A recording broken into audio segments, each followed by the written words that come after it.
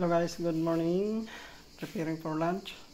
Make salad, may itlog, may feta-greca cheese, tomatoes, at saka carrots, mais, dolce, sweet corn, etc. etc. With chicken breast. Ito po yung chicken breast. Minarinate ko po sa lemon, soy sauce, at saka black pepper, onions, at saka garlic. Meron din po taugi bang tawag dito. Gisa ko lang po ito sa konting mantika, oil, at saka garlic, at saka soy sauce. Kompleto itong kompleto, may itlog na, may chicken breast pa. So gisa na lang natin dito. 1 minute lang ito.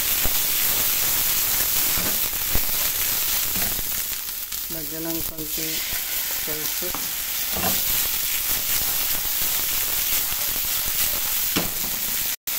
Konting black pepper powder,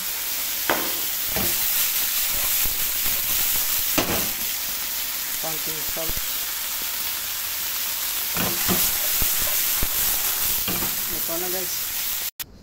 Nilagyan ko pala ito ng konting honey,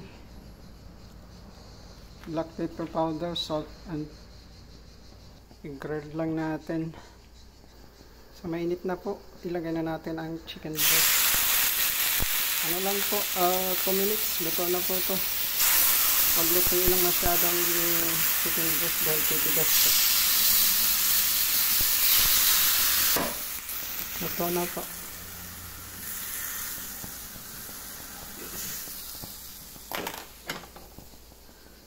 So palamagin lang natin ng konti bago ilagay sa, tapos hiwa-hiwain, ilagay sa taas ng salad. So guys, ready na ang lunch. Ay, lagyan pala natin ng red onions.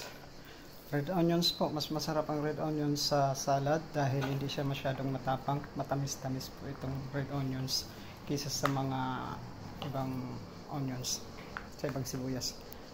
Luto na rin po yung taugi. Ginisa ko lang po ito sa bawang, soy sauce, at saka olive oil. So, eat na guys. Let's eat na.